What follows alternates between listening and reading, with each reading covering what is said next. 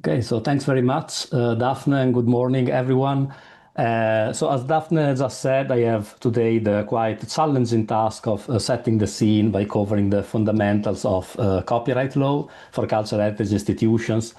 And, it can be quite challenging because, as you probably know, copyright law is relevant for cultural heritage in many respects. And so, there's quite a lot of ground potentially to cover, and, it's fairly easy to get lost in the detail and theory and complexity and so on. And so I thought that, one way of addressing that challenge was to start by showing you a few items on the Europeana website. So Europeana is a mass digitization initiative funded by the European Commission, and on the Europeana portal you can find over 60 million digitized items.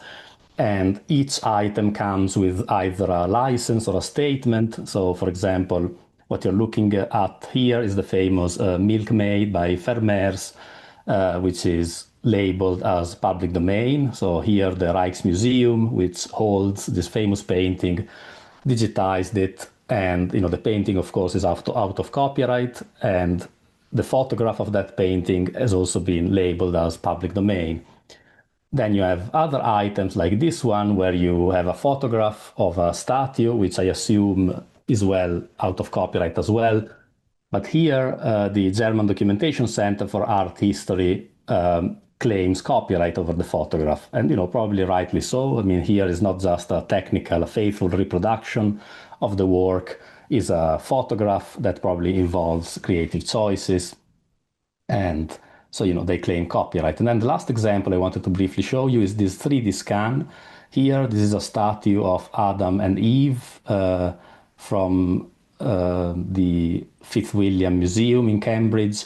And this particular one is distributed under a Creative Commons license, CC BY, so an open license that allows everyone to use the work under the only condition of crediting the author. So I thought, I would start by showing you these three examples, and I think the following speakers will touch upon, many of the things I just mentioned, including Creative Commons licenses and digitization. But really, the introductory point I wanted to make is that copyright law structures quite a lot of the decisions that cultural heritage institutions make in relation to their collections. It shapes decisions like what to digitize, how to digitize collections, and then how to make those collections available to the public. And so this presentation really focuses on that, so on how copyright law structures those decisions. And so to do that, so to give you an overview of the basics of copyright, of the fundamentals of copyright, I thought instead of using a PowerPoint presentation, I would use this website here, copyrightuser.eu. Also funded by the European Commission through the Horizon 2020 project Recreating Europe, and is a portal that intends to make EU copyright law accessible to everyone. And at Create, at the University of Glasgow, we still keep it up to date. So, it's a good resource, I thought. So after this webinar, you can always go back to it and find information, on each of the topics that we're going to discuss today.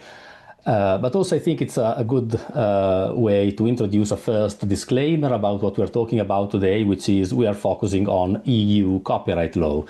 So what does that mean? So an important aspect of copyright law is that it's territorial in nature, which means that copyright changes from country to country. The rules are different in each country. So really, when you make your own decisions on digitization and making available, you need to refer to the law of your own country. But at the same time, in the EU, the European Union has made efforts to harmonize copyright law as much as possible. And so that's what we are focusing on today primarily. So the aspects of copyright law that are largely harmonized across all 27 member states. And that's also what this website does. It focuses on what is broadly the same across all member states. Right, so what are we looking at here?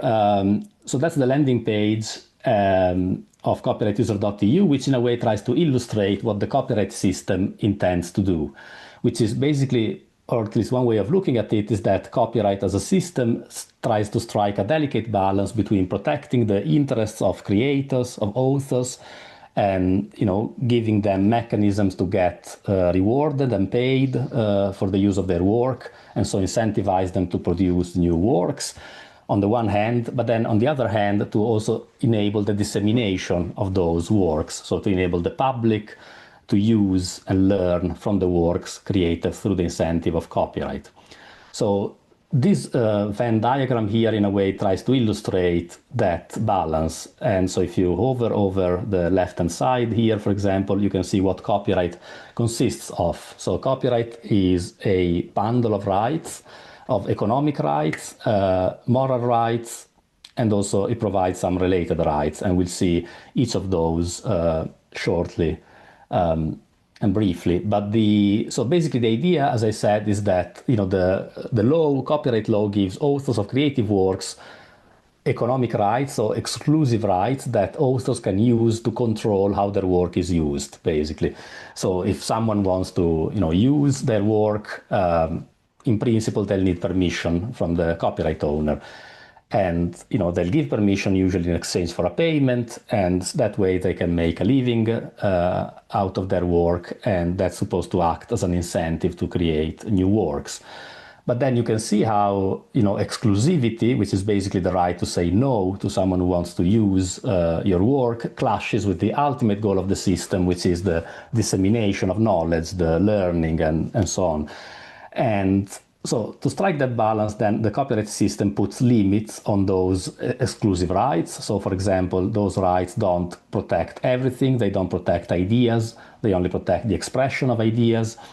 They also don't cover certain de minimis or insignificant uses of protected works.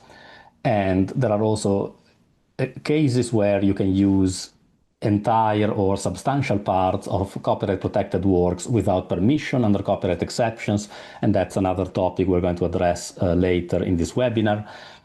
And also copyright does not last forever, so as we will see, it generally lasts for the life of the author plus 70 years. After that, the work enters the public domain, meaning everyone can use that work for free, like those 3 examples I just showed you. And finally, there are also cases, which is also another topic we're going to address later in this webinar, where the author or the copyright owner decides to release the work to the public, so to give permission to everyone to use the work in certain ways under open licenses.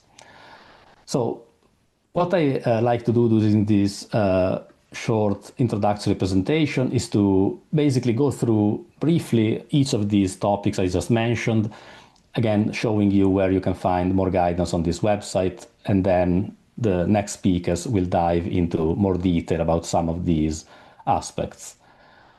So let's start first with protection. So what does EU copyright law protect? Under EU copyright law, intellectual creations are protected, like books, songs, films, paintings, photographs, and so on. But in order to be protected, they need to be original. And EU copyright law says that a work is original if it's the author's own intellectual creation. And to make a work the author's own intellectual creation, basically the author needs to be able to make creative choices, and to actually make those creative choices. And those creative choices, which reflect the author personality, needs to be reflected in turn in the final output. So the work basically needs to reflect the creative choices of the author and in turn their personality.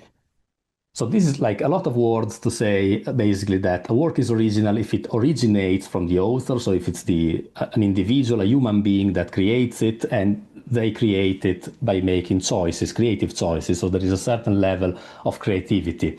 So again, going back to the first example I showed you, whether those photographs are original or not. I mean, it's a question of originality, really. Like, it's whether they are protected by copyright or not is a question of originality, in the sense that if what you're trying to do is to just faithfully reproduce an existing work, so it's a technical exercise rather than a creative exercise, then your work is not original.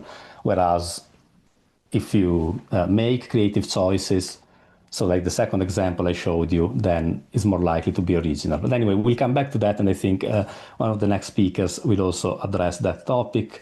But so that's what, broadly EU copyright law protects. You create something like, a song, a book, a novel, and so on, which is your own intellectual creation, then you will become the copyright owner of that work. And what does that mean? Well, it means that as the author, you enjoy a number of economic rights and moral rights. So economic rights are harmonized to a certain extent at the EU level. So what this fairly cryptic equation tries to illustrate are the 4 economic rights that are harmonized at the EU level. So all authors in the EU have the right of reproduction, so the right to copy the work, the right to distribute copies of the work to the public, the rental and lending right, so to rent or lend the work to the public, and the right of communication to the public, so the right, for example, to make the work available via the internet. So these 4 rights really equals copyright at the EU level. But then, at member state level, there are other rights often. So another one that is present in most jurisdictions is the public performance right. So the right to perform the work in public, and the adaptation right as well is present in many jurisdictions. So to turn like a book into a film, for example. And so, as I said, like these illustrations are just introductory. Then on the website, for each of these topics, you can find actual guidance. So, these topics are then explained here. And you can also find guidance per type of work down here. And then for each topic, you can also find research, legislation, and also related cases of the Court of Justice of the European Union. Right? Okay, so these are economic rights, which really are the substance of copyright. Okay, so it's, are the exclusive rights I mentioned at the very beginning. So it's what authors and copyright owners transact. So they either, as we will see in a second, license or assign those rights in exchange for a payment. That's what they can use to, those are the uses that they can control, that copyright owners can control. So, but in addition to those, authors also enjoy moral rights, and those, as you can see from this even more cryptic equation, those are not harmonized at the EU level, but they are harmonized at the international level. And so there are 2 moral rights that are present in all EU jurisdictions, and those are the right of attribution, so the right to be credited as the author of the work, and the right of integrity, which is the right to object to the derogatory treatment of your work. And finally, again, just to show you, then you can find your guidance on the website later, but there are also some related rights, so which don't enjoy the full protection of copyright, of economic rights, but still they are exclusive rights, or so like performers enjoy rights, broadcasters, database owners have some rights as well, film producers, film like directors and producers do have copyright in their films, but in addition to that, the producer has a related right in the first fixation of a film. Press publishers since 2019 also have some related rights, and phonogram producers, so like record labels, also have rights in sound recordings. Again, we don't have time to go into any details, but just to show you that these exist, and you can find more guidance on that as well. Okay, so once we've established that you have created something that is your own intellectual creation, and therefore you own all these different economic rights, then what do you do with those rights? Well, as I said, that basically means that someone who, like a cultural heritage organization, who wants to use, for example, digitize and make available a work that is in copyright, then in principle they will need to do that with permission. And how do you get permission? Well, basically, from a legal point of view, you either get a license or an assignment. And what's the difference? Well, basically that an assignment of rights means that the ownership of rights is transferred from one person to another, or from one person to an organization or another organization. Whereas with licenses, the copyright owner gives permission to use the work, but also retains ownership. So they don't transfer the rights, they just, give you a license, give you permission to use it. And there are several types of licenses. Some licenses are exclusive, meaning that the person getting the license will have the exclusive ability to use the work under the terms of the license.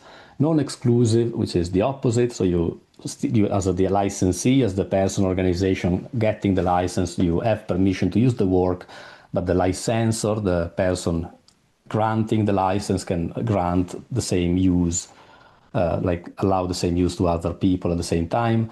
There is collective licensing, which you're probably aware of, so collective rights management organization that represent rights holders and collect payment and license on behalf of large groups of right holders. And then open licenses, which I already mentioned, like Creative Commons, and that you'll hear about later as well.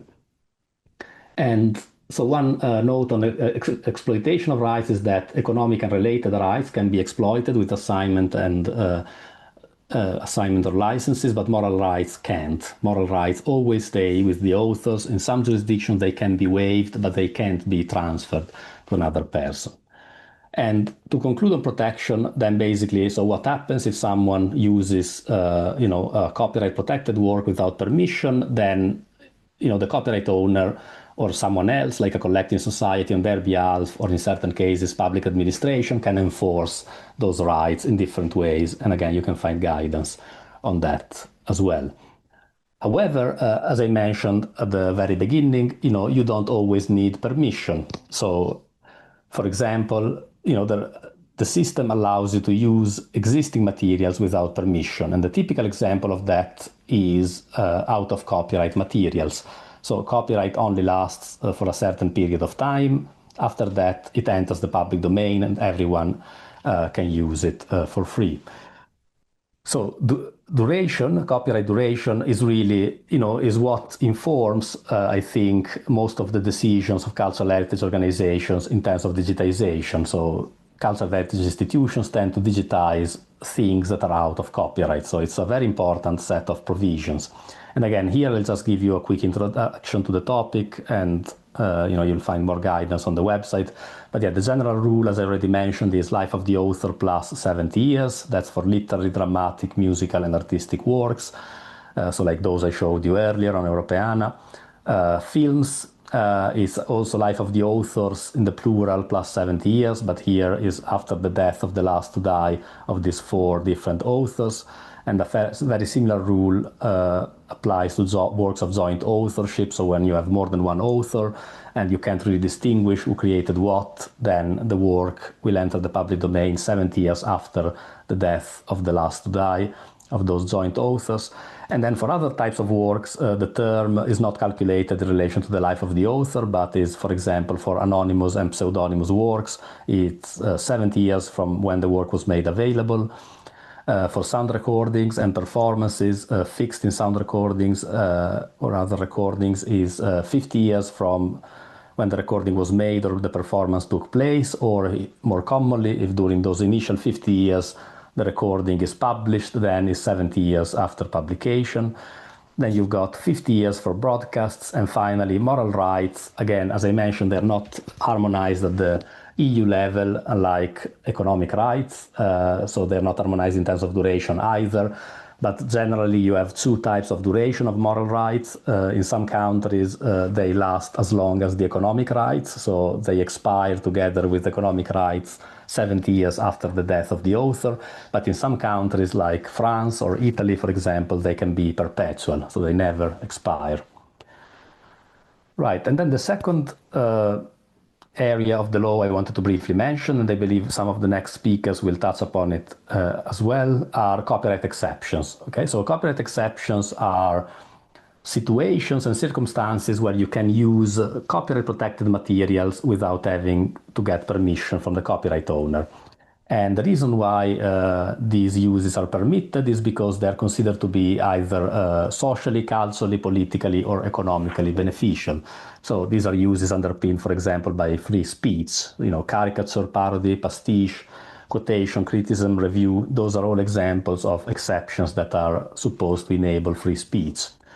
Some are for the personal autonomy of individuals, so there are exceptions, for example, that allow also cultural heritage institutions to make accessible copies for people with disabilities.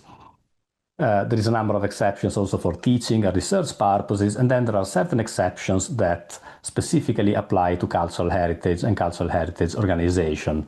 So, for example, the preservation of cultural heritage, you're allowed to make copies for preservation purposes. You can make orphan works available to the public following a certain procedure. Orphan works are works whose copyright owner is unknown or can't be traced. And then another example is out-of-commerce works, so works which are still in copyright but are not in commerce any longer. And now there is a mechanism for cultural heritage organizations in the EU to make those available, and that's what we'll hear about in the last part of this webinar. So, I mean, on exceptions, I mean, it's potentially a very vast topic, and I would just say that, you know, there are very important provisions, you know, for cultural heritage organizations to sometimes digitize, but also to make the works available to the public. They come with uncertainties, as I'm sure we'll hear later. One of these uncertainties is that they're not necessarily fully harmonized across all member states, although the European Union have made progress in that respect. So the latest copyright directive in 2019 has introduced mandatory exception, mandatory in the sense that all member states have to implement them. So there is a certain level of harmonization. So like these here, up here, should be present in one form or another in all member states. And another challenge of exceptions is that, you know, there are other interferences with them, like technological protection measures. Again, we don't have time to address that in detail, but, you know, that's another layer of protection you can have on certain works. So basically, like copying protection measures apply to the work, and they can interfere, for example, with your ability to, you know, use the work under an exception. And then even contracts, you know, like a contract can say, well, you can't use the work for educational purposes, for example, but then, you know, there is an exception that says that you can. But on that side of things, things also have improved with the latest directive from 2019, because all those mandatory exceptions I mentioned, like text and data mining, preservation of cultural heritage, and the teaching exception, they are also non-overreadable by contract, meaning that in that example I just mentioned, so if a contract, like the terms and conditions of a website, prevents you from using the work for a purpose that is allowed by an exception, and your use fits within the exception, then the exception prevails, like the terms and conditions can't be enforced. And I think that's, but again, you know, like they come with challenges, exceptions, but again, I would really encourage you to, you know, if you're not familiar with exceptions yet, to really learn more about them, because they can be very enabling, you know, in terms of achieving your public mission as a cultural heritage institution in many different ways. So to make works available for teaching purposes, research purposes, and so on, you know, where rights clearance is not an option, exceptions are a good route. But so I thought that also, like, to conclude this brief presentation, I'll just go back to, you know, one of these items I showed you at the very beginning. Again, to, you know, let's talk about what we, you know, this is really what we're talking about, right? In a way, like we're talking about how copyright law structures your decisions in terms of digitizing the collections you hold at your institution, and then how to make those collections available. And a recent development also from the 2019 directive, which I think we'll hear more about in the next session, is that the EU copyright law now clarifies that what you're looking at here, which is a faithful reproduction of an out-of-copyright work, does not attract copyright nor related rights. So in principle, you can't claim copyright over this photograph, you know. So because the whole debate before the 2019 directive was basically that, you know, here you're looking at potentially two different types of works. You know, you're looking at a painting, but you can look at it through a screen because someone took a photograph of that painting. And so the question is that photograph protected by copyright as well? And that question, as I mentioned earlier, goes back to the question of originality. And, you know, while it was already fairly clear to many that, you know, a faithful reproduction under the author's own intellectual creation criterion was not original, well, the European Union decided to make that clearer in the directive and said, now you can't attract, you know, you can't claim copyright really, because unless it's original, you know, and unless it's original, like in an example like this one.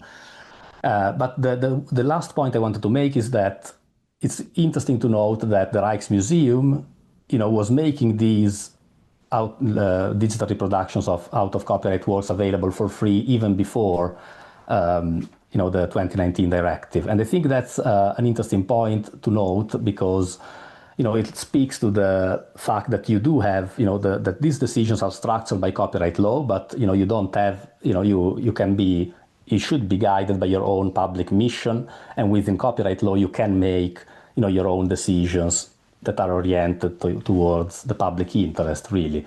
And let me just conclude with a bit of advertising, because we just concluded a study exactly on that topic, on open licensing of cultural heritage collections, and we'll be launching it next week. So if you're interested to continue that conversation, I can share the link to that later.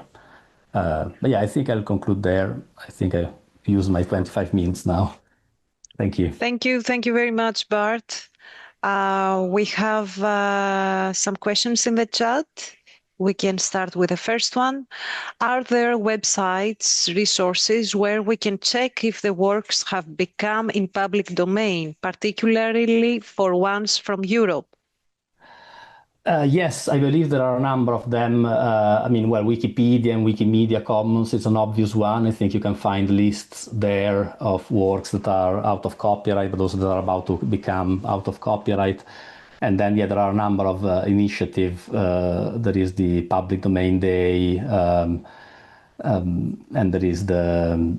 I think now, off the top of my head, I can't give you exact URLs, but I know there are. Maybe some of the next speakers know more details, or I can look for them and share the links in the chat later. But I'm sure there are. Like in the UK, we have something called the Public Domain Review, which they do every year, like a sort of an advent calendar of famous works that are about to enter the public domain. In the US, there is the Public Domain Center at Duke University who does the same thing. So there are a few of those. Yeah. So you are muted, Daphne. Thank you. Thank you very much. Another question. Museum owns sets of photos with various content, from people posing in design and exhibition events to art images and photos of nature and various objects in various styles. Those photos were sometimes ago, for example, in the 90s, published or exhibited in the museums, stayed in its archives. Please break down what are the museum's possibilities to use photos for purposes like souvenir, digital free access platforms, and other uses related to museum activities, also generating income outside copyright exceptions. Okay, well, that's a very broad question that would deserve a whole webinar, really. But I think again, from a copyright point of view, it really depends on the subject matter you're dealing with. So the objects in your collections, are they in copyright or out of copyright? So if they are out of copyright and then you take a photograph, again, you have those questions I mentioned, whether if it's just a technical reproduction, then it's not protected by copyright if it's original, because it's not just like a faithful 2D scan, but it's a photograph like that of the statue, then you may claim rights over that photograph. In terms of exploitation, how to use photos for things like souvenirs, you can. Again, then each museum has got their own restrictions. The collections, as you probably know, come with potentially other restrictions than those posed by copyright, like donors restrictions. So, but saying absent of those, you can, of course, use things for souvenirs, So the fact that you can't claim copyright over the faithful reproduction of a photograph of a public domain work doesn't mean that you can't use that work in your souvenirs. What it means is that everyone else can as well. Basically they can use that photograph in their own product. Souvenirs, you can use them, digital free access platforms. If the underlying work is out of copyright, Yeah, of course, you can make the photograph available through digital free access platforms like Wikimedia. I think that's what you'll hear more about in the next presentation. But also the point I was trying to make at the very end is that even if you do have copyright so you take the photograph yourself and the photograph is creative enough to potentially attract copyright protection, you can still make the decision of releasing that photograph under an open license and therefore distribute it under a open platform. I think that Konrad will enlighten. Yeah, exactly. I think you'll hear more about all of that later. Just right after. Thank you very much, Bart. We have also one question from Anna Johansson. Would this mean that Google Books contracts with libraries in light of the new EU directive are not enforceable since they digitized works in public domain? We have Anna also. I don't know, Anna, if you would like to unmute yourself and... Yes, hello, everyone. Thank you Hello. for address the question. No, so I was very curious, about that. I was attending European conference last week when I heard about the initiative that EU is looking into, like developing our own European AI, and then the question about Google Books project came up to for a discussion, and I learned that obviously Google Books project was very controversial at the time, and it's still very controversial. And I learned that the deals they made with the libraries, some of the deals are actually lapsing 2025.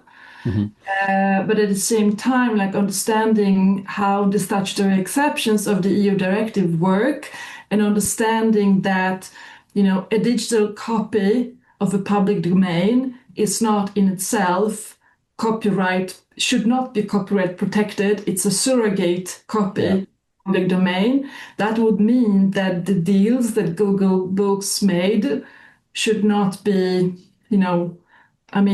because the libraries made a deal that they would not make these copies available for commercial purposes and so on.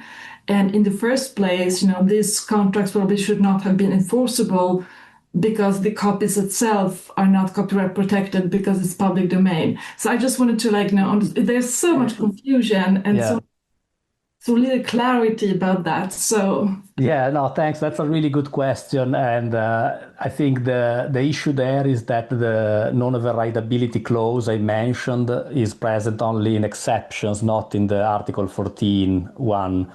So if you benefit from an exception like teaching or preservation, and so your use is covered by that exception, and the contract with Google interferes with that use, then yes, in theory, that contract is not enforceable. The exception prevails, but you can't make the same argument based on the public domain status.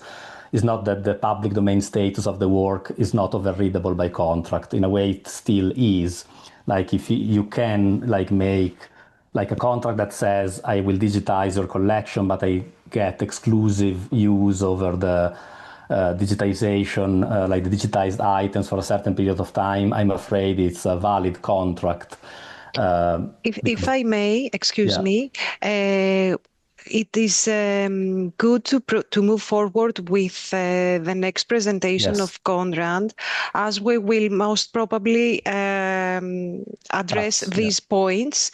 And if not, of course, we can address this question again at the end, where we will have a dedicated section. Thank you very much.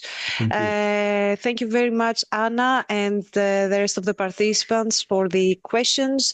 Please continue to raise your questions in the chat, and we will be able to address them at the end.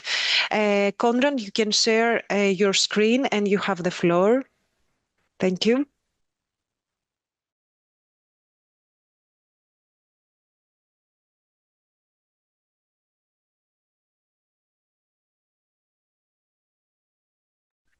We can see your screen. It's fine. Do you hear me now? Yes, we can hear you and we can see your screen. Perfect. So I will try to quite briefly talk about general two topics, so the right clearance and the sharing of works, and few things was mentioned before, so I will be a bit quicker than I suppose to talk to you. But of course, this is very complicated topic, and I will try to show you why it is so complicated from the practical point of view of the institutions. Sorry. And of course, the starting point from my presentation is that we need to understand that the public domain can be treated somehow as a basic on top of which we create those intellectual property rights, which creates exclusive rights, and then we have a permissive use in each types of the intellectual property right. This mechanism is very important because when I will try to explain you some things, I think it will be very useful for you to have this map in mind, that in general we have this kind of exclusive rights, and from time to time we can use this permissive use, which could be called exception and limitation, fair use, and so on and so forth. What's also important when it comes to examples of what can be protected by the copyright, Bartolomeo told us a lot of practical information, but of course different museums, libraries and other collections have very different types of things which they have in their collection. There is a different story for books, and there is a different story for pictures, and there is a different story for digitalization of those things, and there is a totally different story when you talk about the broadcasting archive. So all those types of works, even though they are based on the same principle of the copyright, can vary very vastly when it comes to practicalities on how they can be used and what can be done with them with or without copyright. So what is also important, and which creates a lot of practical problem, is that in intellectual property we have something which is called a principle of cumulative protection. It means that one particular item which is in your possession, like for example CD or a book, can be by the same time protected on a different layers by a different type of intellectual property. And when it comes to right clearance, technically speaking, you will need to go through all those different sets of protections, different sets of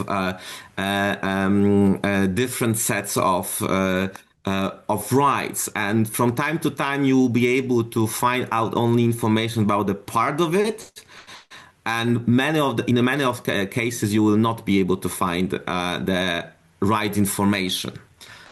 So, for example, if you have like a CD in your collection, there are libraries which collect CDs, which is quite complicated from that perspective. You will have, of course, the copyright which is assigned to this CD, and it is, of course, not only a copyright there is a copyright for a music, there could be a copyright for a lyrics, there could be other types of copyright which could be associated, like, for example, a photo image, or like a booklet within this copyright, within this CD package.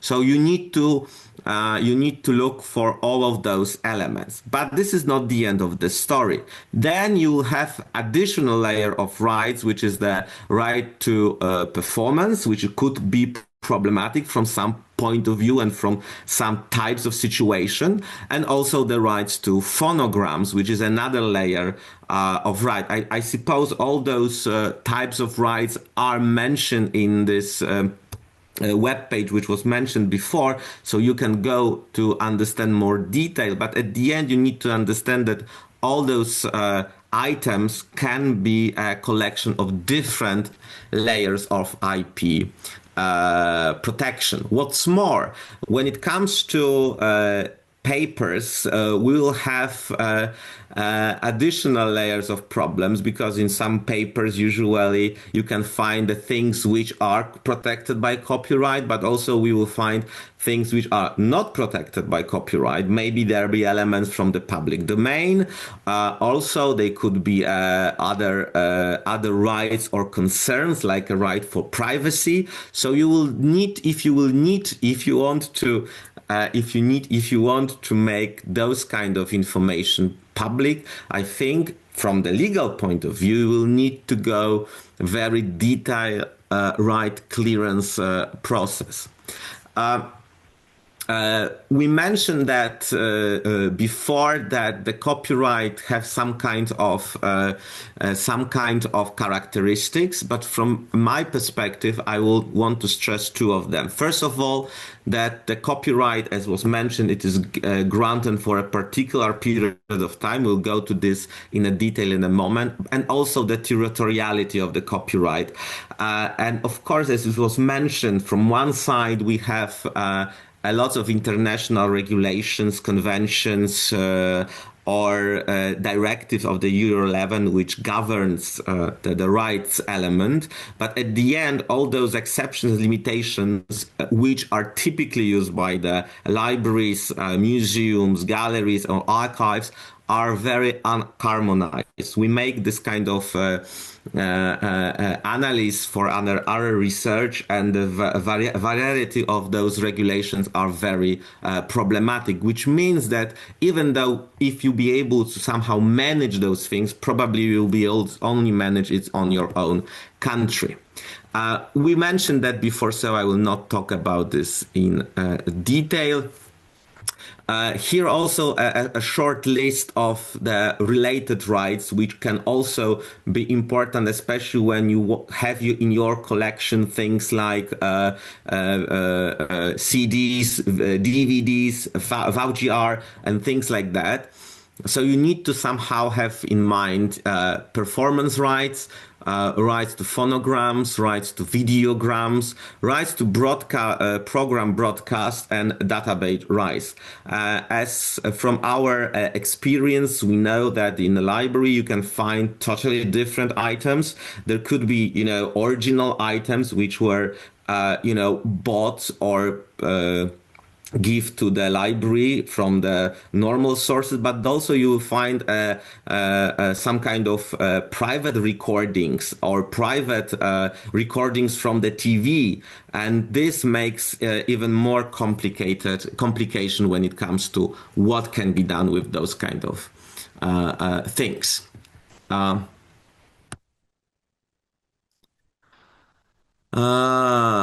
And of course, all those things create this tension, which was mentioned before, that from one side we have this kind of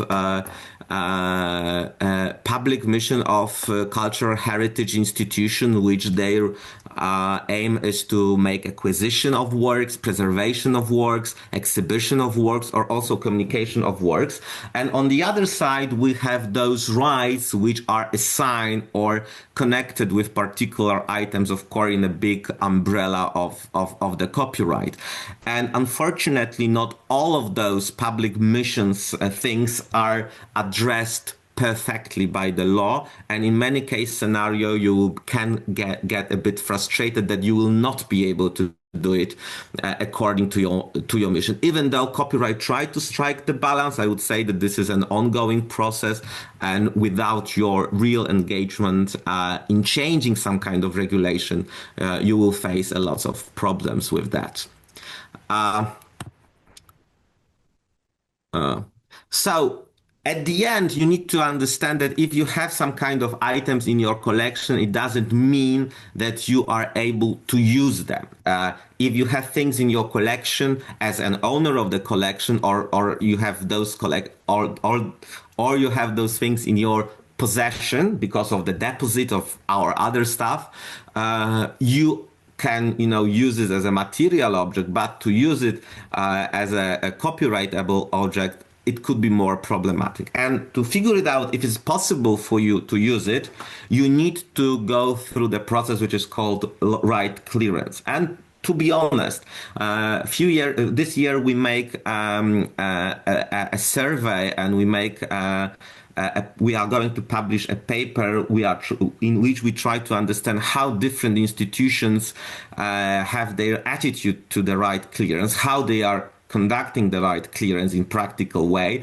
And of course, it varies from place to place. When you have a big institution with enough resources, like people who have knowledge about the copyright and knowledge how to find out those information, then it is possible for them to conduct the full right clearance process. But in many case scenarios, if you're a small organization, you will find out that this process could be very costly and even impossible to be run for everything what you have. Of course, in particular items, you can do it, but when it comes to large number of items, then you can get lost. So at the end, to use someone else's work, you can use them based on those three different types of situations. So first of all, the public domain. If the work is in public domain, then you can use it. You can exhibit, you can sell it and whatever you want, like a merchandise. There is exceptions and limitations which are specially tailored for the cultural heritage institutions. And of course, you can get a consent from the right holder. We just briefly talk what is in public domain, but in general, in public domain, you will find the works which have never been copyrighted, so very, very old works, and also those works which enter into public domain because the time lapse. And what is also important to know that in general, when it comes to copyright, we have a European mechanism which makes all European works to be protected at least 70 years after the death of the last living author, which means that this is a general mechanism, and in many case scenario you will find a lot of exceptions to that, especially when it comes to things which you don't know the provenance, which you don't know the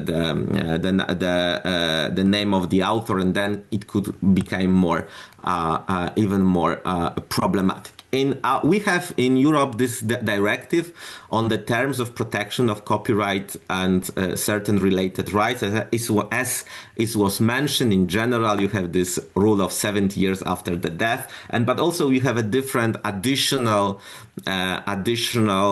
change to this directive. Unfortunately, this is a directive, and once again, directive is implemented in different countries a bit differently. Recently, we are trying to understand how it works in different countries, and there are slightly differences which make life very, from the practical point of view, quite problematic.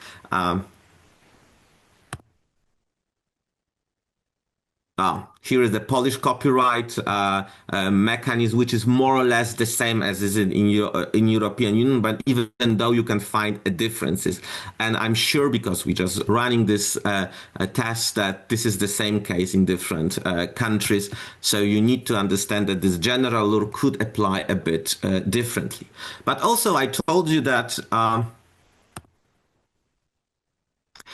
I told you that when it comes to public domain, you need to also take into consideration this element of cumulative protection. And then when you put the rules of the copyright, but you combine also them with the other rules about the other types of rights, you can get this kind of messy diagram. Now we try to make a tool which we able to do it more automatically, but at the end it is a very broad mechanism.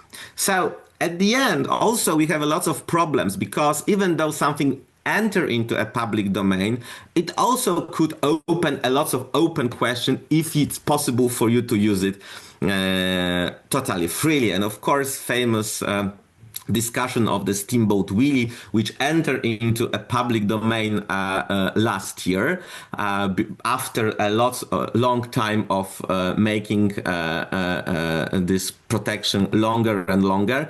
It's still open a lot of open. It's still an open question, because first of all we can use this particular version of the Mickey Mouse, which was released in the Steamboat Willie first movie, but then is an open question about the derivative work. And I will not tell you anything interesting in this area. There are lots of different opinions how those other iterations should be protected, but this is an unfortunately open question. And what's more, we not only will have a protection of copyright, but also we have also a protection like for trademarks, which is additional layer. This cumulative protection can make us from time to time more difficult to navigate that. So if you don't have, a good experience, you can be in a bit mess.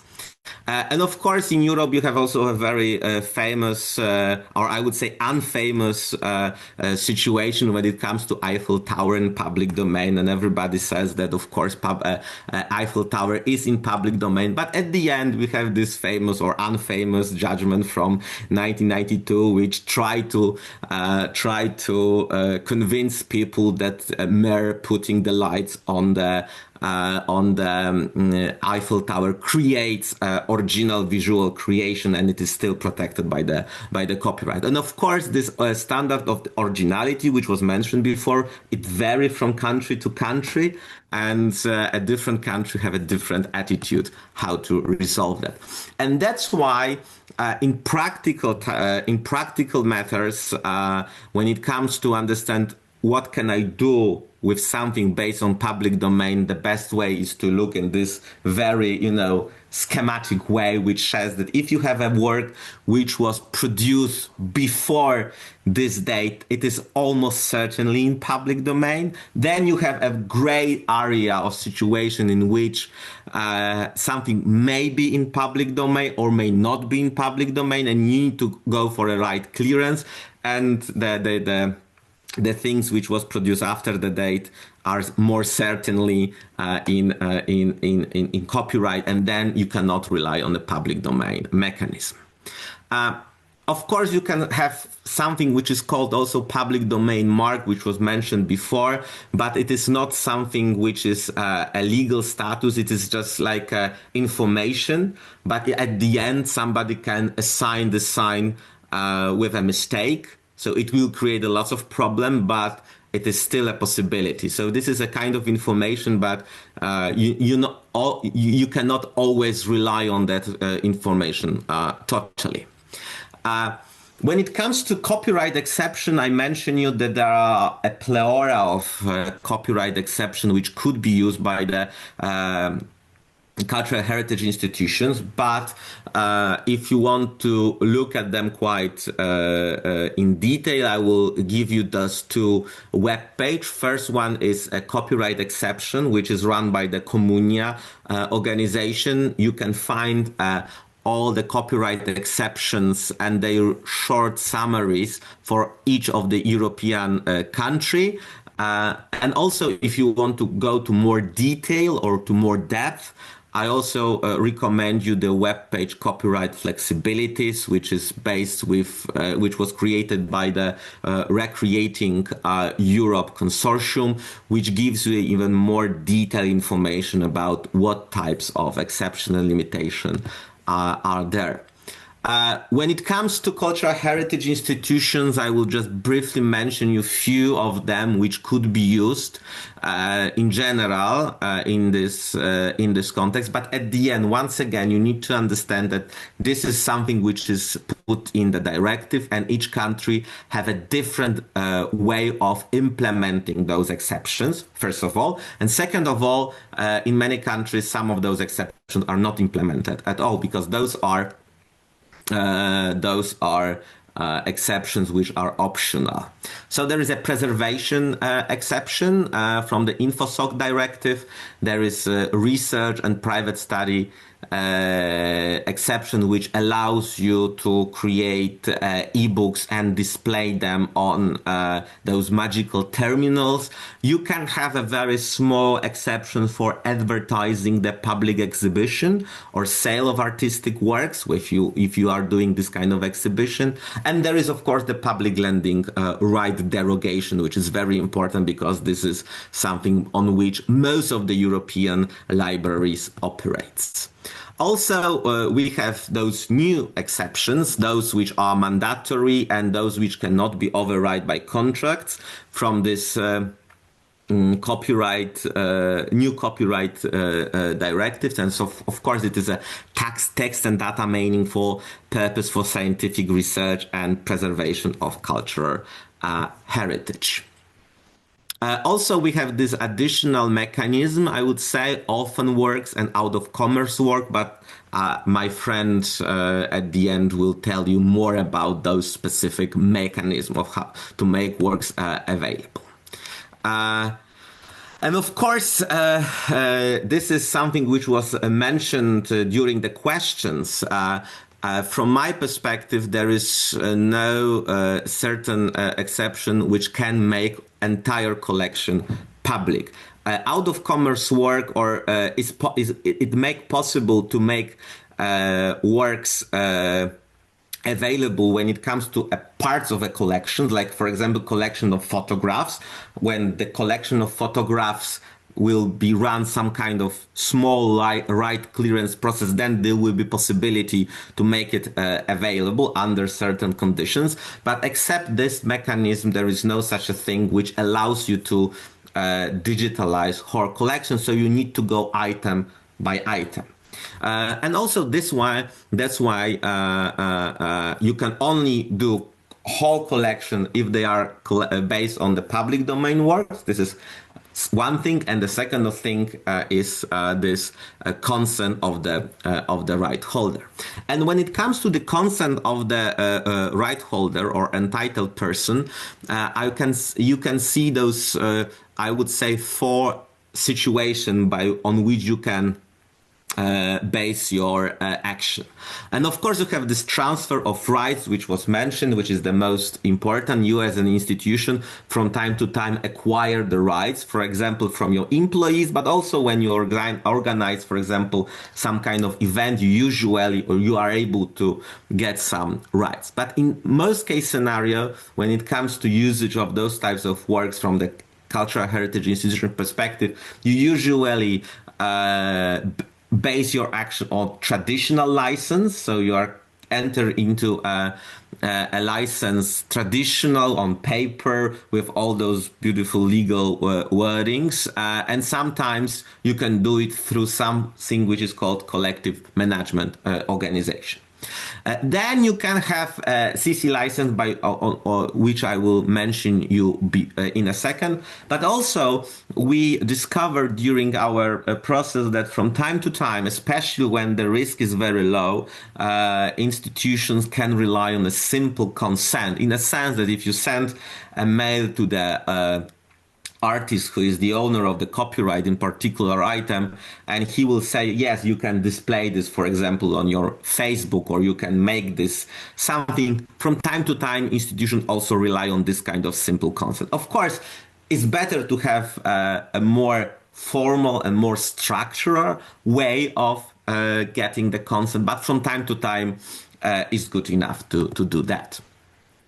When it comes to CC license, I will just briefly mention that all the CC license are based on those 4 conditions. The CC license are the open license, which allows everybody to use a work, and all of those licenses are based on those 4 conditions. One condition is important for all of those situations. So this is, in each case, you will need to credit of the creator. And then you have those 3 possibilities. So first of all, some CC licenses are based on the condition that you cannot use the work for commercial purpose. So, for example, you will be able to put to display this particular picture on your web page if you are not getting money out of it, but you will not be able to create a merchandise and sell it on your shop. Then there is another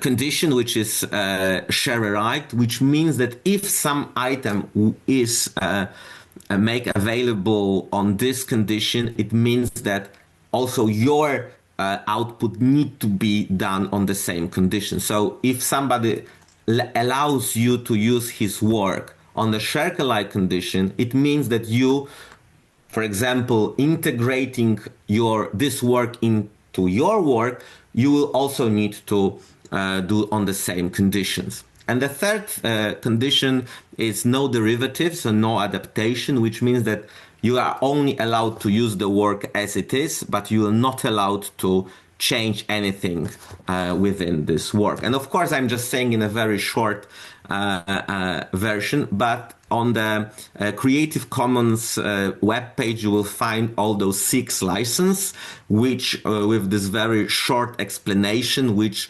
explain you what you can do with particular item, which was made available on particular CC license. And of course, you can also use something which is called beta chooser, which can help you to find what type of license is most suitable for your purposes. I just mentioned before that you have something which is called collective management organizations. Those are organizations which represent the artists, the creators from a different types of groups, and they can help you with some types of right clearance, because they can represent artists in some kind of repertoire. I'm saying it very vaguely because in each country you have a different composition of CMOs, and those different compositions of CMOs have a different scope of applicability. But at the end, the CMO will play or should to play important role when it comes to out-of-commerce work, because this out-of-commerce work mechanism is based on situation in which at the first level the representative CMO will be or is allowed to license a collection of items to be used in your work. At the end, I told you that all what I said is quite messy, and of course it is very law dependent. In different countries, different rules will need to be put in practice. But what is also done by many organizations when they are running their decision about the right clearance and what to put or to display on the internet, they will run this risk assessment, because this right clearance is a very legal, I would say, formal process. But before it is done, it is very useful to run this kind of risk assessment and understand what types of things you have. Because if you have very old items, from a long period of time ago, probably the risk of any type of infringement is lower. But if you, for example, have items which are very, which are associated with the right holders, which are very famous for suing for everything, even though they don't have claims, and we know, for example, in different countries, those types of situations, then probably you need to be more careful. Here it's a risk assessment from one of the libraries. You can find it on the internet, but at the end of the internet, you will find a lot of, checklist or mechanism to run this risk assessment, which also helps you to navigate this quite complicated situations. At the end, what also need to be mentioned, and I think it is something which need to be raised by all the people who are dealing with those problems in practical terms, is the need for creating something which is called a safe harbor for cultural heritage institution. This is idea to introduce in a law a mechanism which will say like that: if you are a cultural heritage institution and if you are doing something in a good faith, okay, you check what you should and whatsoever, then you should be exempt from the liability. Of course, maybe you will be required to take down something from the internet, but you should be relieved from the liability. Nowadays, we don't have this kind of mechanism introduced, as I understand, in none of the European country, but all those ICOM policy paper on the digitalization of museum and our paper on legal recommendation when it comes to cultural heritage institutions, we strongly recommend this kind of instrument. But if you are an institution and if you think this will be valuable, you should start to make pressure to your governments and to your officials, because without that pressure, this instrument will not not became a reality. And at the end, very small bonus, because it was mentioned in our internal meeting that there is a problem with very famous VOB decision. This is a decision about the digitalization and e-lending of books. And we just released last month a quite comprehensive analysis under national and international law. We run for 23 European countries, and we try to understand if it's possible to implement VOB decision into practical terms. Just to be very briefly, when it comes to VOB decision, before VOB, there was a general understanding that e-lending is only possible based on the license with the right holders. But after the VOB decision, European Court of Justice said, no, this is not the only option. You can also rely on this derogation for the libraries. But still, the VOB decision opened a very important questions. How library can get particular ebook, and dominant point of view is that the ebook can be only taken from the right holder. So once again, if the right holder is the only source for the ebook, of course the library cannot in many case scenario e-lend it. Why? Because when right holder gives the ebook to the library, usually it protects it by contractual clause against e-lending, or it gives this the technological protection measures. But in our report, we try to justify the other mechanism, which we called independent secure digital lending, which is based on the concept that the library has a right to digitalize books which are in their collection, and e-lend them to their patrons. Of course, details are presented in this article, in this report. And today on the Wortels Kluwer, we just released a short summary of this report if you are interested. So thank you very much for your pay. And of course, if you also want to hear more of that, we just recorded a webinar about this e-lending mechanism. Thank you very much, and sorry that I take a bit too much time. Thank you very much. Thank you very much, Konrad. Thank you. So we do have some questions, and as said, we will tackle them at the end of this webinar. I would like to invite Eric Luth, who will finalize the second part as started from Konrad. Excuse me, Ivan. Eric, you have the floor and you can share your screen. Thank you very much. Thank you, Daphne. Can you actually see my screen? Yes, we can see your screen. Mm-hmm. Splendid. Thanks. Thank you, Daphne. And thanks for the invitation to talk in this seminar. I'll try to follow up after Konrad's and Bart's great interventions, maybe to share a few more practical perspectives on how cultural heritage institutions and museums can, or in some cases, cannot use and reuse content.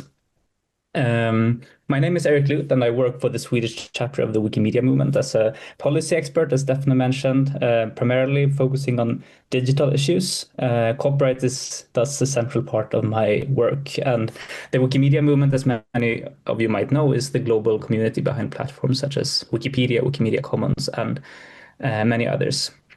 And in this presentation, I'll try to focus particularly on how copyright functions in the digital environment. I think it might be something that a lot of you are working with on a daily basis as well, but especially when cultural heritage institutions collaborate across sectors and borders.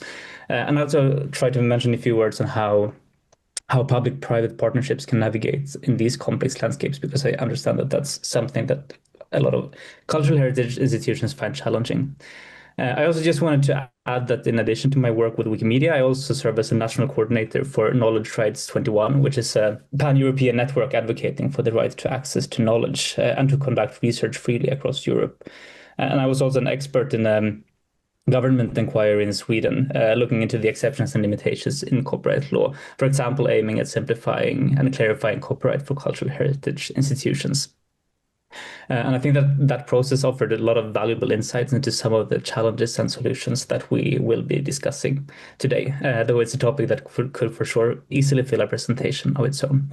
So with that said, let's try to explore how copyright intersects with cultural heritage collaborations, and especially across borders and in the digital age.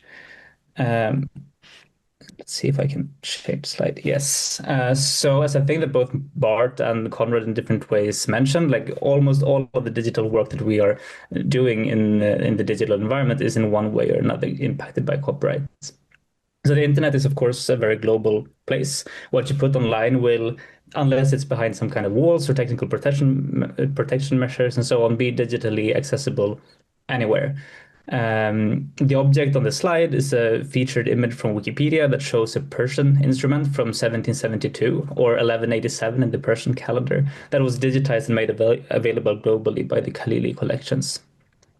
But this very digital and global environment means that, of course, copyright pops up almost everywhere, sometimes as an enabler and sometimes as an obstacle. And I think that it's important here to maybe just elaborate a bit about the difference between a traditional copyright model and the copyright model that we often experience in the digital environment and the copyright for digital dissemination.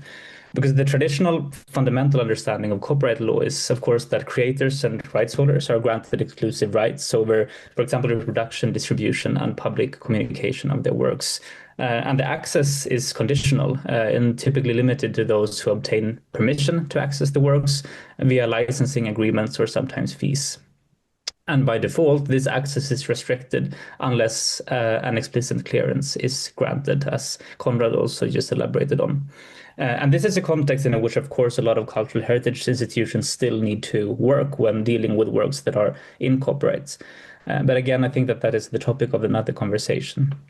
The open digital access, however, slightly shifts that logic, and through licenses such as Creative Commons, permissions are granted upfront, globally, and automatically. And I think that today we've passed by far 1 billion files online that have been credited with Creative Commons licenses. And so instead of individual negotiations, access to these works are provided under clear, standardized conditions that typically require attribution or share-alike obligations, but without requiring any remuneration. And this kind of legal certainty through the Creative Commons licenses aims to replace the case-by-case permissions that otherwise apply.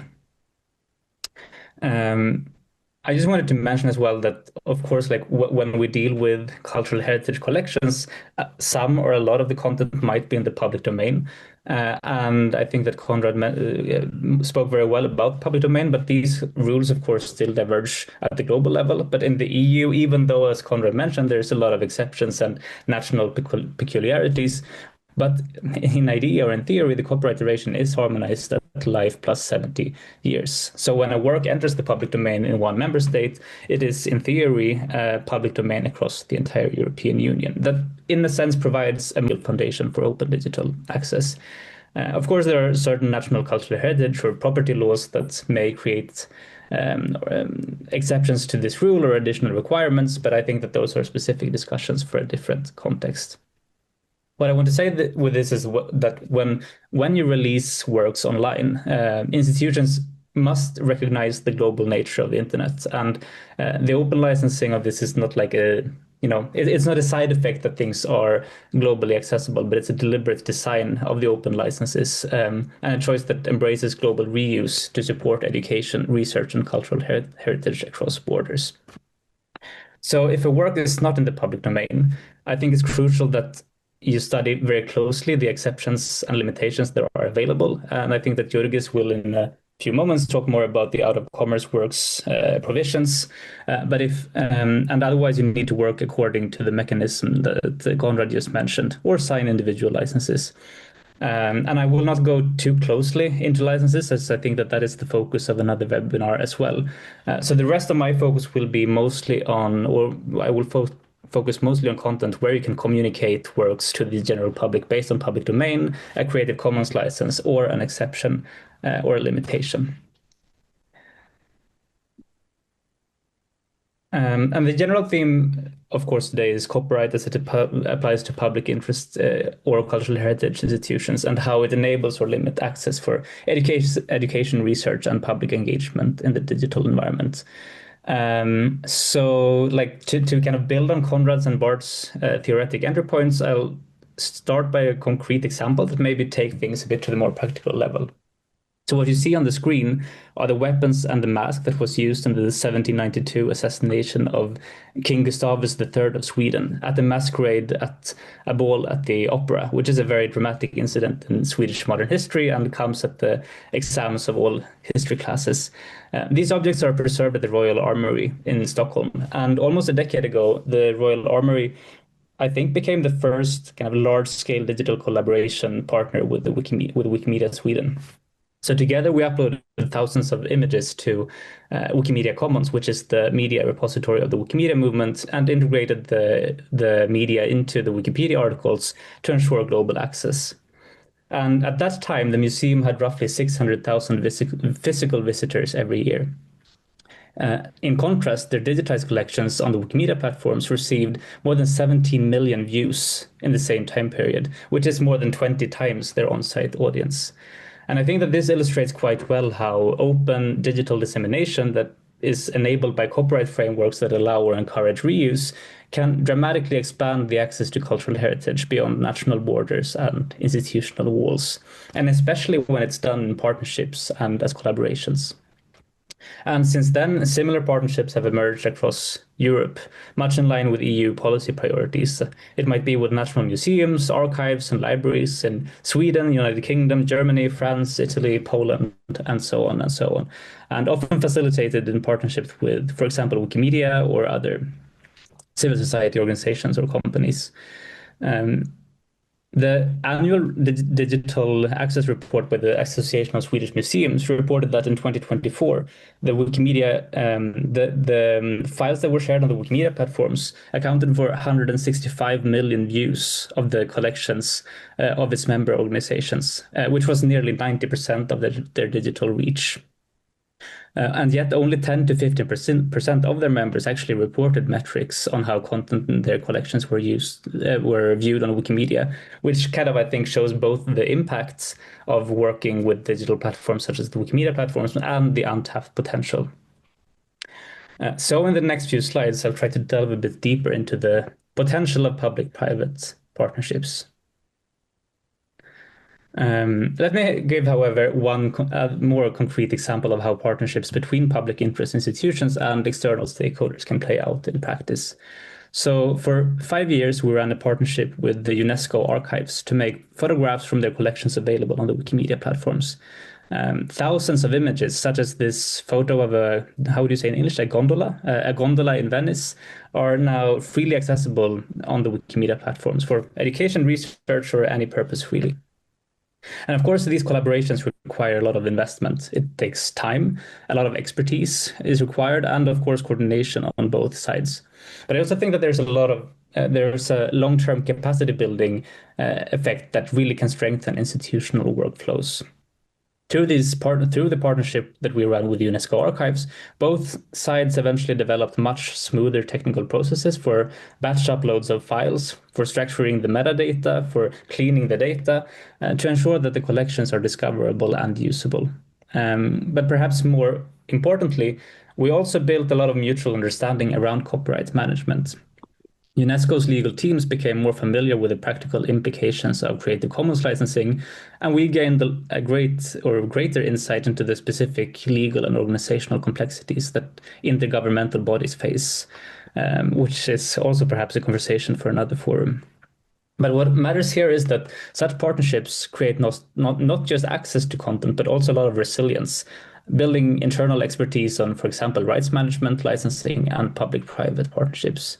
So setting up such partnerships might be time-consuming and require a lot of efforts at the outset, but it will eventually, if done in the right way, I think definitely pay off. So a good public-private partnership, in my view, ensures that all parties to the partnership can bring their expertise to the table and get something in return. And I'd like to stress that I don't think that partnerships are a goal in itself, but it's a means to an important end.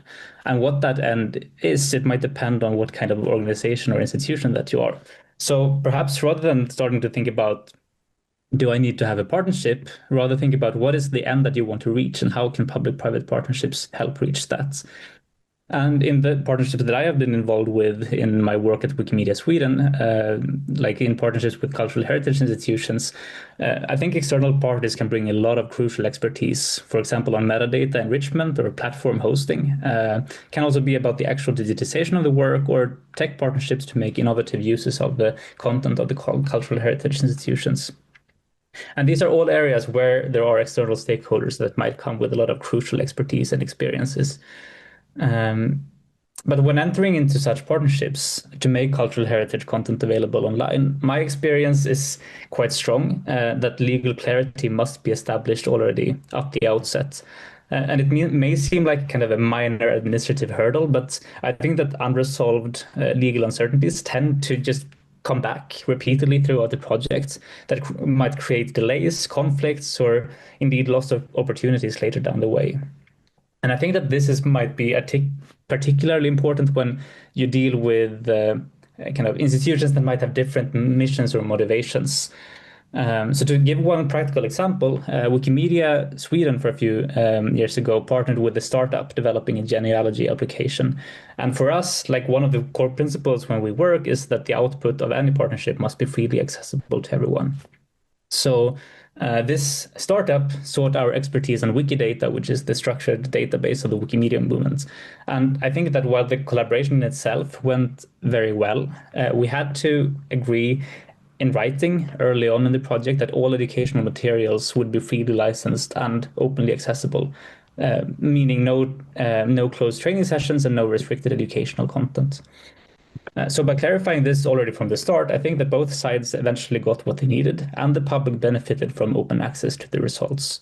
But again, like the legal foundation, the legal understanding, the joint legal understanding in this partnership was one of the keys to the success. And I think that this is especially important in relation to copyright. Questions such as, will any new rights arise from the public-private partnership and who gets those rights? What rights do you actually have to reproduce and make copyrighted content available to the partners? Will they be communicated things that you do not have the right to communicate? A lot of these kind of things that might seem small, again, will resurface throughout the partnership. And if you have agreed upon them already at the outset, I think you'll have a much easier and smoother partnership. And of course, to a certain extent, it might be hard or indeed impossible to solve or indeed even envision all the potential risks or legal challenges at the outset. And I think that it does take a certain amount of risk to actually do broad partnerships in general. But my experience is that law cases against cultural heritage institutions are very rare, and that making available in good faith is in general not very risky. But an important part of the partnership is how you deal with risks as they appear.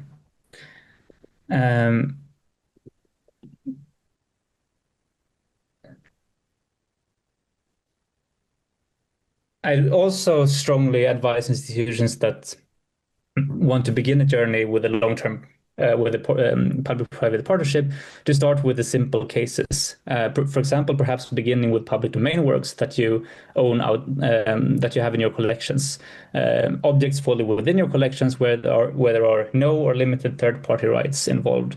These are like quick wins. The legal questions might be minimal, probably are minimal, and the process can be relatively straightforward. You will also immediately build measurable impact and institutional learning and get to know your partner in the case of a partnership. But as you gain confidence and external and internal expertise, you can gradually take on more complex material. So to give one example, on the screen you see, for example, a digitized audio recording of Greek dances. Unfortunately, I wasn't able to play them in this setting, but they were made available by the Swedish Performing Arts Agency. So while the recordings are still in copyright, the agency itself owned both the rights to the recordings and the related performers' rights. And because they held full control over the files, they could release the material without requiring additional clearances, in spite requiring some tough internal decisions. And I think that this reflects an important stage of institutional maturity and legal confidence. And of course, the fact that Swedish museums enable Greek heritage also show the importance of cross-border collaboration. Not to say too much ahead of Jürgi's talk on out-of-commerce works, but the only works from Sweden that have so far been made available under these provisions are from the National Library of Slovenia, which again shows the power of digital access and cross-border exchange. I would have loved to spend a few words on the fantastic painting by Birger Karlstedt that you see, but I think that I don't have time to that. So I'll just briefly say that like my experience of the public-private partnerships that I've run so far is that you should start simple and try to build legal clarity very early on and scale this complexity gradually while remaining open to creative and trust-based solutions. So perhaps a few practical steps in this regard. I think that it makes a lot of sense to start with conducting some kind of rights audit, trying to map the existing rights status of the works that you want to work with it, for example, in a partnership. Are they public domain? Are they still under copyright? Or are they in the gray area that Konrad described? And focus the initial digitization and public and communication efforts on public domain works and low-risk content, which will minimize the legal risk and allow institutions to build capacity gradually. Wherever it's possible in this regard, use Creative Commons licenses for works where the institution owns the rights or have the rights transferred to the institutions, which will ensure clear and standardized permissions that will facilitate sharing and reuse if that is the goal. When it comes to the availability and public access to the works, you will make your own life a lot easier if you already early on pay attention to the quality of the metadata and interoperability between databases and datasets. So one advice could be to use databases like Wikidata for the structured metadata and standards like the FAIR principles for the structure of the data. And finally, adopt protocols like the International Image Interoperability Framework, IIIF, to ensure technical compatibility across platforms. I'm not sure how well aware everyone are about these protocols, but I'm happy to share more information in the chat if that helps. So when you have kind of found a way to deal with the metadata, which is, I think, always very important, it also makes sense to develop, I think, internal documentation and policies to try to help clarify the roles and responsibilities for staff and the leadership, ensuring consistent decision-making, especially when you get towards more complex or difficult works. And finally, take advantage of the available tools and support networks that do exist in the online environment, like the Wikimedia movement, Europeana, as an kind of an aggregation service, but also policy supporter, and national level organizations that will provide valuable guidance and platforms, perhaps even resources for cultural heritage institutions in engaging in digital access projects. And I think that those practical steps might allow institutions to build sustainable digital access programs while managing legal and institutional risks effectively. Again, like what licensing choices that you do matter for the online sharing of your works. And I think that we start to see across Europe that a lot of museums want to share their collections digitally. It might be via Europeana or Flickr, their own databases, or indeed the Wikimedia platforms. But many also wish to ensure that they are credited. So as a result, some use the Creative Commons licenses like CC by share alike, which requires attribution and share alike conditions, even in the cases where the artwork is itself already in the public domain. Bart, in the introductory remarks, mentioned Article 14 of the Copyright and the Digital Single Market Directive, which I think also has introduced a lot of important clarifications in this regard. So this article establishes that no new rights can be claimed over faithful reproductions of works that are in the public domain. And that is kind of a terrible legalese. But it means that if I take a photo of a public domain painting, that photo is also in the public domain. And I think that this has significant implications in EU countries that do recognize neighboring rights or related rights for non-original photographs. Which means that, in those countries, after Article 14, many simple digitizations and especially faithful technical reproductions can no longer be enclosed under new licenses, and that includes the Creative Commons licenses. So I think that we see that many institutions are increasingly adopting a more open approach, rather applying the public domain mark on reproductions of work in the public domain, rather than asserting new rights over their productions. And I think that this aligns with the spirit of the EU directives and with the broader public mission of cultural heritage institutions in making sure that their works are being shared openly. And also seeing that that time is flying, I'll skip a few parts. I hope you got the main part of this anyway. And want to say that repeat that I think that licensing choices matter, and going as open as possible would be aligned with the public mission of a lot of cultural heritage institutions.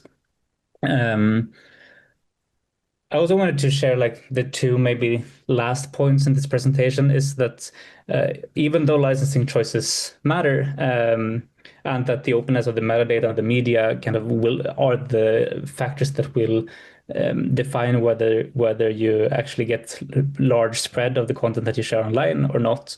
We also need to focus on how cross-border access is impacted by legal certainty and what kind of platforms that you need to use to get discovery, or to make sure that your content is discovered. I think that I also already mentioned that using or connecting with existing platforms such as Wikimedia Commons, Europeana, and Flickr, and so on is one important way of making sure that your collections actually get a lot of visibility. But when the digital platforms are connected and interoperable, I think that gives a lot more visibility for all of the content online. So make sure that you work in a clever and strategic way with the platforms where you make available content. And to just very briefly also touch upon the cross-border uses, I think that we see a lot of difficulty in the EU currently with diverging national rules. I would have loved to give a few examples, but I think that also, again, time is running out. But we have a lot of diverging national rules, especially around exceptions and limitations. Sometimes we have also unclear EU copyright rules for protected works. There are a lot of questions that are difficult. For example, what illustrative purpose in the InfoSoc Directive's research exception actually means. And we do see that so-called extended collective licensing not work really properly across borders, and that is perhaps a seminar of itself as well. But the implications of this is that, of course, it has a lot of real, the legal unclarities have real-world consequences for when it comes to cross-border digital exhibitions. There are a few legal solutions that have come through the EU, like the InfoSoc Directive from 2001 gives some national maneuver. The EU Copyright in the Digital Single Market Directive have a few provisions that aim to make it easier for cultural heritage institutions to work digitally, and I think that those were already mentioned in a good way by both Bart and Konrad. We do have the Orphan Works Directive that is cumbersome and tricky to work with, but is used by some, and we see that also Europeana has taken an increasingly, I think, important role as a cross-border aggregator of cultural heritage works, and of course also supporting cultural heritage institutions in their mission to digitize and make available content online. So there are a few solutions coming from the EU level in terms of simplifying cross-border sharing of works. I also think that there's a few kind of internal solutions that you can work with as a cultural heritage institution. And the first one is to, as I mentioned before, develop internal policies on on rights for content produced at the institution. So make it clear that employees, colleagues, researchers, and so on, like what rights arise when objects in your collections are reproduced. And many institutions might already have such policies, but they make it easier to be clear and follow a concrete digitization strategy. The second solution, as I also mentioned before, is to focus on what is possible rather than what is not possible. I think this is always the most efficient way. And on the journey, you might also discover things that you thought were not possible are actually possible. And you might end up with a bigger cake than you thought. The third solution is, as I think that Konrad mentioned as well, of course, explain to lawmakers what is not working and why. I don't think that this means becoming a political lobbyist, but rather legislators, in my experience, want to know when the law doesn't work, when it has unintended negative consequences. If you experience those, also make sure that they are known by the legislator. And finally, adopt CC licenses to the highest degree possible, because that is, I think, very much aligned with the public interest mission of making sure that content is shared. So the key takeaways, I think, from this is that you need to work with copyright, otherwise you won't have any digital transformation. Public-private partnerships might be an important way of getting about it, but you need to have clear legal foundations at the outset for working in such partnerships. The EU might provide some important tools and like legislative framework, but a few gaps still remain. So acknowledging that, focus already on the outset of kind of licensing clarity on your end, starting to work with what is easy to work with, improve the metadata quality, and gradually expand your line of work. And now I need to give some space as well for Jurgis to talk about how the commerce works and the EU IPO portal. Thanks. I'll stop there. Thank you very much, Eric. Ivan, the floor is yours. Yes, I'll try to respect your time, and maybe I'll skip some of slides so we can end in time. I'm also one of you. I'm member of Cultural Heritage Institutions. Originally, I work in National Library of Latvia as copyright expert and as copyright teacher, but for past 2 years, I'm helping European Union Intellectual Property Office to develop Out of Commerce Works portal. What is Out of Commerce Works portal? Shortly, these are works which are still protected by copyright, but they are not actively sold, or somebody is not earning money by them. So they are standing in our archives. We cannot use them, but nobody else, including author, also is not using them. So there is specific regulation how to use such works. It's determined by European Union directive. And goal for this regulation is to enable mass digitization of projects and objects in cultural heritage institutions. And a WIPO, where I work, role in directive is to establish one single portal where all information from all European Union comes together, and all stakeholders or authors or all owners can find if somebody in European Union is using their works, and if they don't like that somebody are using their works, they can opt it out, or they can press button and tell, please don't use my work, and we have to respect it. So a WIPO role is to create this portal where information comes together. What is important to know? That this is European directive. It means it gives a frame in which we should make this exception, how to admit work out of commerce, how much to pay. But in each country there are differences. That's very important, because these differences sometimes are quite painfully. Some countries are success story. They have implemented, they have allowed to digitize everything. But in some countries, I suspect that this regulation won't work. One is a country which we already know, Sweden. They are using orphan works regulation, but out of commerce so far doesn't look so good. For me, as Latvian, we have stakeholders dialogues we're trying to implement, but we again and again hit some kind of walls.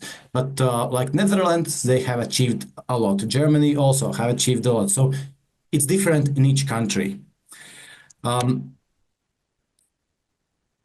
I think colleagues mentioned also orphan works. I will not talk about orphan works much, but I will just mention that there is this regulation: out of commerce, this new one, and orphan works. Orphan works are works which are probably protected by copyright, but it is impossible to find author. Maybe name of author is known, but it's impossible to find it, and there's no organization which represents him. So there is strict regulations that you should do diligent search. There is strict regulation where you can publish these works. Also, there is restrictions that these works should have been published previously. So quite challenging process. And actually, as a representative of the National Library of Latvia, I would tell it's unsuccessful. I also took some statistics of out of commerce and orphan works. If orphan works portal was launched in 2012, many years ago, and out of commerce just now, 2021, then we can see this difference in records. For orphan works, it's only 8,800 records. In out of commerce already, in last 4 years, it's 2.5 million records. So out of commerce works regulation is much easier.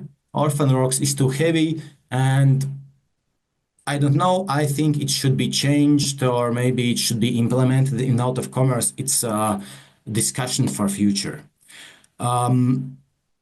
But yes, why I mentioned, now I'm working with out of commerce works, but many people and libraries and museums which are writing to me, they are confusing these regulations. So remember, out of commerce works are works that are not being sold, but you can use them. Orphan works is works which authors or rights holders you cannot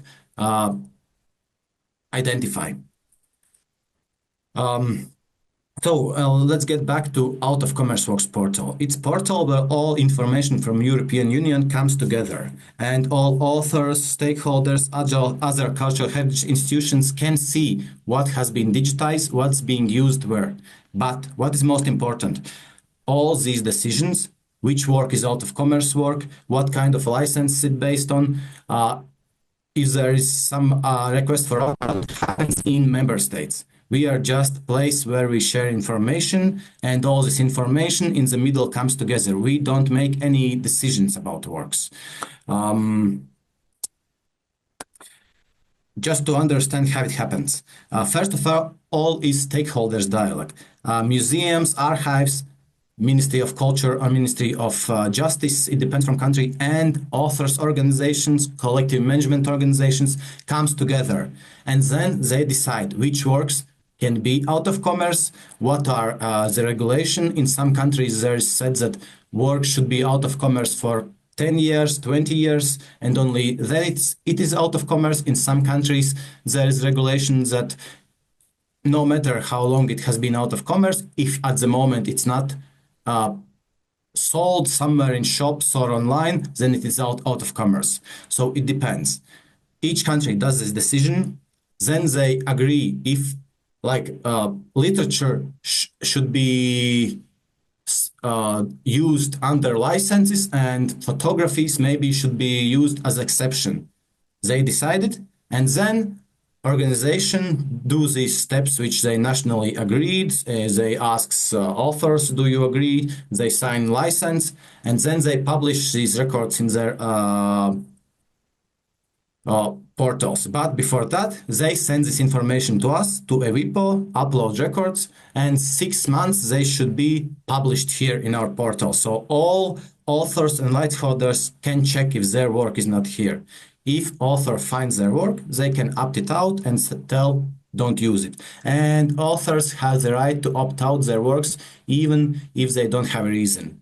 They don't have to tell that they want to sell these works. They can opt out just because they can. So this is a place where we exchange information, but these discussions happens somewhere outside the portal. About our portal, statistics. At the moment, we have 21 contact points from member states. What does contact point stands for? If there is new user like a Latvian National Library registers in this portal, EWIPO is not the one who accepts them. There is specific competent person from each member state, probably it's ministry or copyright office, who checks if this organization is valid, accepts, presses accept button, and then this user can upload records. Or sometimes we have had such cases that ministry tells no, this user is not entitled to use out of commerce works and rejects their subscription. So maybe you notice that there are 21 contact points, but we are 27 member states. Why it is? Because 6 countries haven't decided who will be this national contact point. At the moment, EWIPO is the one who accepts these new users, but it should be changed because me sitting here in EWIPO, I don't know what kind of regulation or kind of organizations are legally in Germany, Belgium, or another country. So at the moment, there are 6 missing, but it will be changed at some moment. We have 114 organizations registered, not much, but as you see, it's already 2.5 million records. From those, 12 are collective management organizations. One role of collective management organizations, as you know, is to give licenses, to look if the works are used. But there is good examples that in some cases, if library or museum went to collective management organization, they signed license agreement. Collective management organization is the one who creates these records. So they can look after them, get in discussions with authors, if authors doesn't like if somebody uses their works. So there's also such cases that not libraries, not museums, but collective management organizations are uploading records there and managing them. And we have this most important part, opt-outs. If author doesn't like some work, they can send information that I don't like that you use this work. At the moment, there is 7 general opt-outs. General opt-outs means that me, Jurgis Ivans, I don't want anybody to use any of my works, not specifying what kind of works. And then there's 300 specific opt-outs. It's when you create record, you can press button on this record and tell specifically this work, I don't like that you use it because I want to publish it or for any other reason. Some other statistics, as I mentioned, 2.5 million records per 4 years. Most of these records are uploaded by Slovakia. They are one of our first users, 43%. Then is Czech Republic. Some time ago, third was Hungary, but now we have new players like Netherlands.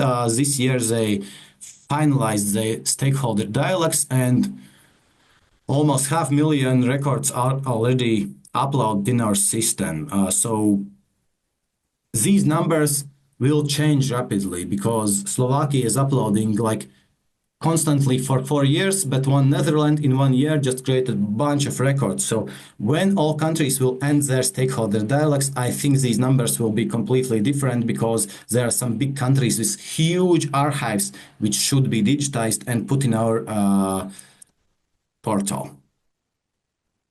What's at the moment most used works? I think many of you already knew that these are literature works, these are books, and sometimes newspapers. Second part is audiovisual audiovisual works, and usually these are chronics or old news, which are kind of protected by copyright, but nobody really can sell them. So these are the materials which should be shared, and luckily, with all this regulation, actually are shared. Then there is visual artworks, which are sometimes also photographies, phonographic works, and other. We have also a specific section for softwares and video games. I know there are some organizations which are making these archives, and even in our system there is registered, I think from Germany at least, 2 organizations. But so far, no game or software is registered, and I think it's because in stakeholder dialogues, non-country has still agreed what terms should be for these works. And for countries to see. If you want to use out-of-commerce works, there is two options. One is license. If there is big organization, usually collective management organizations, which represents most of countries' authors, like for literature works, then they should give a license. But if you realize that in your country there is no strong organization which represents some part of authors, like pictures, maybe audiovisual recordings, then this could be agreed to be exception. So you, as organization, don't have to get license. You can upload it freely, and you don't have to pay anybody. But again, it depends on each country, and these dialogues still are ongoing. I predict that after a few years, this balance will be different, because at the moment there's mostly licenses, but it's because Slovakia has 1 million records and they are working only with license. But now there are exceptions I think in recent years, 600,000. That means after a few or 5 years, maybe exceptions will be more. We'll see. About our portal, maybe some of you already are using it or will use. What is most important part? Some of functionalities at some point that didn't work, or maybe they are not as expected. Why? Because when we were told that we should build a portal, actually nobody knew exactly what kind of functionalities we should use, because each archive, each library has their own way how they describe books, how they describe artworks. They have their own metadata. And to find one solution for all Europe is really hard, but we are working on it. And we are developing our portal, making new functionalities, which I also want to tell you, because this summer we made some very good improvements. Registration I will skip, it's not most important. Search tool. We had basic search tool, but at the end of this month, after next week, we will release new advanced search tool where you can put any multiple sections, like you want book in English, but which is not by author John Lennon, but only in Czech language. All these things now you can use in search tool. Why it's important? Most important, it's for authors and collective management organizations, so they can check if their work are being used somewhere in European Union. And you can see there is also alert button. The same search tool works as alert.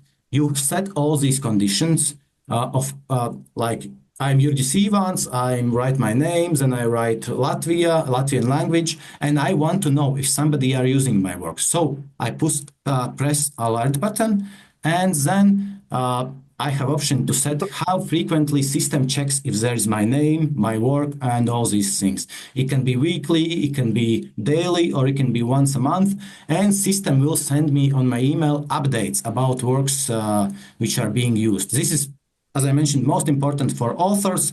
They type in their work, their name, and system for them are checking if their work are used somewhere in our portal. So there is 3 options how you can create records. First of all, user interface. You press create record, you type manually or information, press save. That's how you create one record. But libraries, museums, archives, you have a lot of records. First option is Microsoft Excel file. You download information in Excel, put it in our template and upload. Up to 10,000, it's fine. If it's more, we suggest you to use AP tool, which we released this month. It's new tool, but it's already working. German's already uploaded, and I think now Netherlands has joined this tool, and in following days, they will start to use this tool. For those who are using Excel file, please keep in mind that Excel is very gentle tool. If you put one wrong line somewhere, some of formulas breaks down and all system breaks down. That's how Excel works. So sometimes there are some problems with Excel uploads. Don't worry, it's all fixable. For those who are using Excel uploads, contact us before your first upload. Send it to us, I will test it, and I will point out that in this line you have some mistake, there you maybe have a wrong country code, and that's the way how we can avoid these misunderstandings and problems with Excel uploads. Because many users had them, yes, it's not very easy at first, but after you understand where these problems come from, you can easily avoid them. Most important is new AP tool, which I suggest you all to use, because AP tool means that a WIPO web page and your system connects directly. You don't have to download any Excel files. Migration of data happens automatically. It's easier also for all metadata like languages, type of work. Systems just take it from each other, so you avoid many mistakes. And what is most important, with this AP tool, you also can not only create records, you can delete them, because previously you could delete only one by one. If you uploaded 500 records, you had to delete it just by one record. It's awful. Now by AP tool, you can get inside, you can type Friday, I uploaded 600 records. I want to delete all records from Friday, or I want to delete all records with name URGC ones. So this is excellent tool, but you need an IT person on your side to connect both of these systems. But it's manageable, and for big organizations, this is a tool to use to avoid time consumption and mistakes. After event, I will share with you my presentation.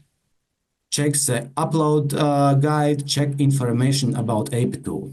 Last thing, few minutes, I'll explain opt-outs. As I mentioned, authors have a right to opt out their works. So that's why we are sharing this information in our portal. So all authors from Europe and also outside Europe can opt out. There is record, and under record, there's a small button, request opt-out. If some author presses this button, pop-up window comes up, and then he types in information. My name is this and this, my contact information is this and this, and I don't want to allow you to use this work. You press send, but when you press send, nothing happens. Seamlessly nothing. Status of work doesn't change, but this information goes to organization, to you, to library, to archive, and there is messages. Somebody wants to opt out work which you created.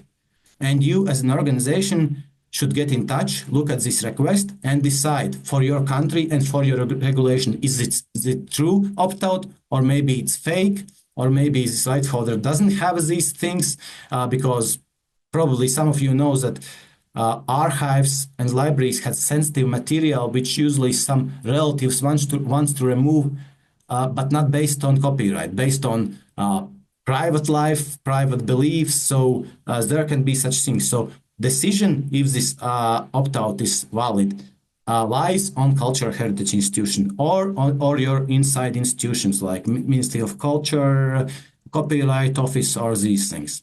And then there is this general opt-out, which I mentioned. You can go in web page. You don't have to register. You can just type in that I, URGC ones, don't want anybody to use all of my works. This is actually quite a tricky topic. Today I'll have a meeting about this. We want to change it. At the moment, you can go in, type, it's publicly visible. But first of all, who validates these requests? Anybody can, I can type in that I'm Donald Trump and I don't want anybody to use my pictures. Somebody should validate it. A WIPO cannot validate because we are not one country. We don't know regulation of each country. So we are thinking of implementing maybe at the end of this summer procedures that if somebody creates general opt-out, any registered organization official has a right to object it. From inside, you can put in that by our law, it doesn't make sense, so go away. And if there will be any disagreements and author will tell, no, you should take it out, then it goes to your country and you decide it locally. We just share information, and if your ministry or national contact point tells to remove us or leave it here, then we do it. And also, so far, some users of portal, I think months ago, everybody received email that somebody requested general opt-out. We want to remove it because if there are somebody from USA or from Latvia, if they put their general opt-out, Germany, France, Luxembourg, or Sweden shouldn't get these messages. So we will try to cut it out and leave this notice that when your uploading works, please check general opt-outs page. I think we should end. Short message. Contact us if you have any problems. Ask us, write to our email, which I will share with you later. If you have any uploads before first time doing it, ask us and we will help you. If you don't know if your organization is valid, you also can ask us and we will lead you to your national authority, which will help you. If you have any suggestions, because portal is not perfect, of course, each country has their own things. Share these suggestions because we are writing them down. And when we get budget for expanding our portals, then we are opening this document with all suggestions and then we are using it. And last part, insist on your interests. Not only if our portal is not working and something is not fixed, overall, as cultural heritage institutions, you don't have budget for licensing. Ask a budget, make noise, go to ministries, because usually those who make more noise get benefit. And classically, these are people who make money out of it. And cultural heritage institutions are quiet, sitting down. But you have this higher mission. You are the identity of Europe and of people. So you should fight. Don't be afraid to scream, to make information loud, and to constantly, again, ask for things which you deserve. I try to make it shortly, Daphne, forgive me if it's too long. I'll share this presentation later, and then we can answer maybe your questions by email, or we'll see how. Thank you. Thank you very much, Ivan, for your intervention and presentation. Thank you all for attending today's session. Your participation and insights were truly, truly valuable. We appreciate your time. And we will, of course, share all the presentations to you along with the answers and questions and answers in the chat. And again, thank you very much for your time. If you have any feedback questions, please feel free to reach out to me. And thank you. Thank you all. Have a nice day ahead. Yeah. Thank you, everyone. Thank you, Daphne. Thank you. Thank you, everyone. Thank you, Daphne. Thank you, Bartolomeo, Jurgis, Eric, and everyone else. Yeah. Thank you. Thank you. Thanks. Thank you all.